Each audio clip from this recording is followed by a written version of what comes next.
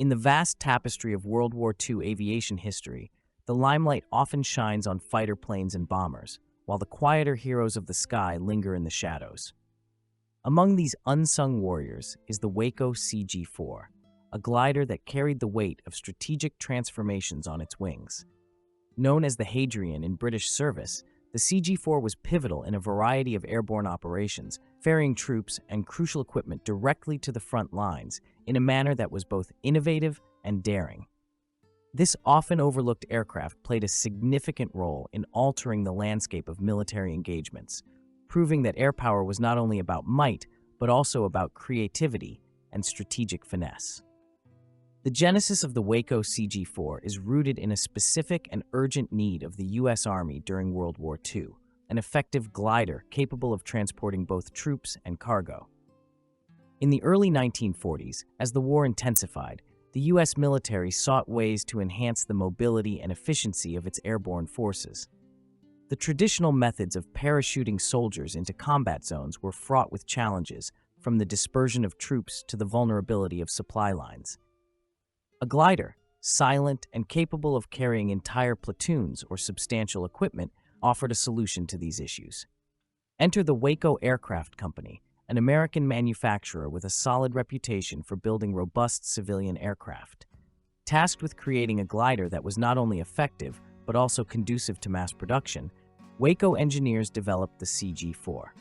The design was deceptively simple, featuring a high-wing, fabric-covered airframe. This construction allowed the CG-4 to carry up to 13 troops or equivalent cargo, such as a jeep or artillery piece. Its 83-foot wingspan was supported by a tubular steel frame, covered in plywood and fabric, which provided both strength and lightness. What made the CG-4 truly remarkable was its pragmatic construction.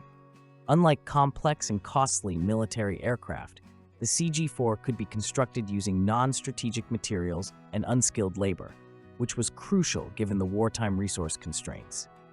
The glider's simple design also meant that it could be disassembled, transported, and reassembled with relative ease, allowing deployment in various theaters of war. Thousands of these gliders were produced, showcasing the American wartime manufacturing prowess and ingenuity. The operational history of the Waco CG-4 is a testament to strategic innovation and bravery under fire. Gliders, by their very nature, were risky. They had to be towed into the air by a powered aircraft, typically a C-47 Skytrain, and released near the target zone. From there, the glider pilot, often trained in both powered and unpowered flight, had to guide the craft silently to a designated landing area, often under the cover of darkness and in hostile territory. The CG-4's first major deployment came during the Allied invasion of Sicily in July 1943. Operation Husky marked the first large-scale use of American gliders in combat. Despite facing numerous challenges, including poorly marked landing zones and adverse weather, the operation underscored the potential of gliders in warfare. However, it was during the Normandy invasion, D-Day, on June 6, 1944, that the CG-4 truly came into its own. As part of the largest airborne assault in history, hundreds of CG-4 gliders were released over the French countryside, bringing in troops, artillery, and supplies that were critical for establishing and expanding the beachhead. The gliders, with their ability to land in small fields and tight spaces, provided a strategic surprise, delivering forces where they were least expected.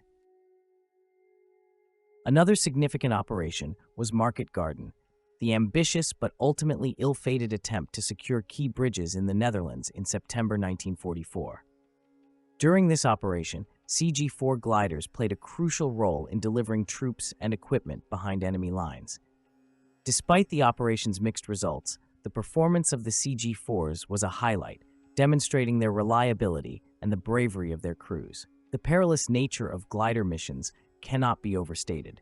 With no engines, the gliders offered no power to correct misjudged landings, and any enemy fire could be catastrophic.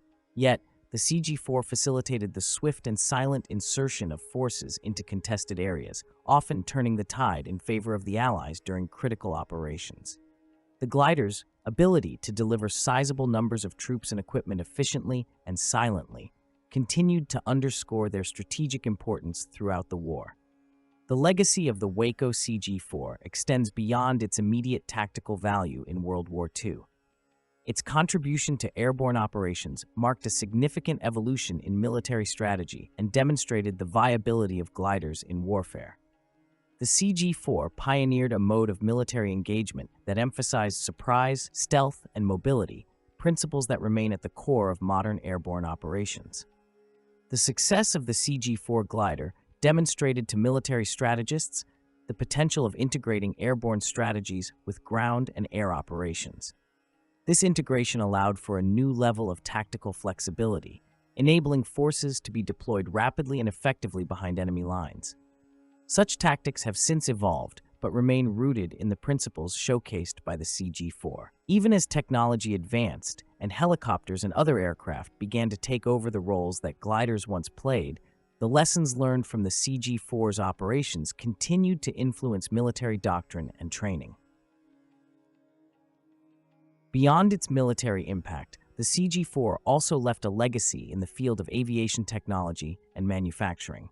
The methods developed for its mass production were a testament to American industrial ingenuity. The ability to produce a complex aircraft at scale using non-specialized materials and labor was a significant achievement that influenced post-war aviation and other manufacturing industries. In the post-war period, many CG-4s were sold as surplus, with some converted for civilian use. Their simple and robust construction made them ideal for conversion into various roles, from crop dusting to recreational gliding. This adaptability further cemented their place in aviation history, showcasing the glider's versatility beyond its military origins. The Waco CG-4's role during World War II underscores the critical importance of adaptability and innovation in military aviation. While modern warfare has largely moved beyond the use of gliders, the principles that the CG-4 embodied, rapid deployment, strategic surprise, and the integration of air and ground operations, continue to influence contemporary military strategies. The glider's legacy persists, not only as a testament to innovative wartime design and strategy, but also as a symbol of the courage and ingenuity of those who designed, built, and flew these silent wings into history.